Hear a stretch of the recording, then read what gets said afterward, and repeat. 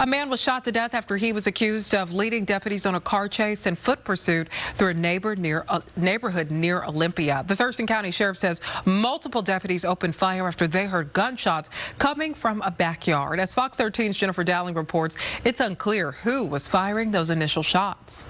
The Thurston County Sheriff's Office says it was here that the suspect crashed his car into a fence after a short pursuit, then took off on foot, running through multiple yards before he was stopped by gunfire. Oh, well, I was working at my desk, and I see the window out in the back, and I heard gunshots. Definitely, at least 3 gunshots. I thought I heard like 4 or 5 or 6. Laura Foster first thought nothing of the shots she heard off of Moore Merriman Road southeast. Then I came out because I heard a bunch of sirens, and I looked out and I saw police car after police car after police car go by. She was surprised to learn that a chase and manhunt involving this gold car had been underway prior to the shots being fired. The woods behind our house are pretty accessible to the roads. Sheriff Derek Sanders says a deputy first spotted the driver of this gold car going 90 miles per hour in a 35-mile-per-hour zone. When a deputy tried to pull the man over, he led them on a chase near McKinney Elementary School, which went into lockdown. The deputy crashed into a ditch after trying to do a pit maneuver and encountering oncoming traffic.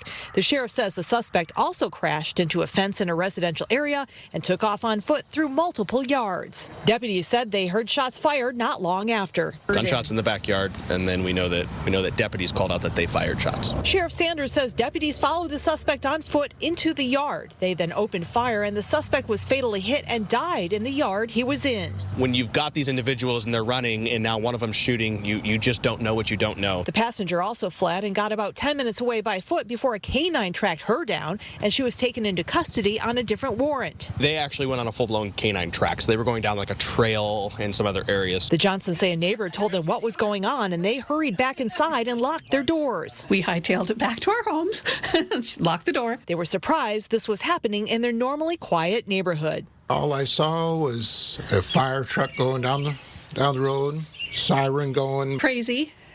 Yeah, we get, a lot of fast traffic and stuff on this road, but we don't usually have this kind of a thing happen. The sheriff's office says that no deputies or local residents from the area were injured during this pursuit. Reporting from Olympia, Jennifer Dowling, Fox 13 News.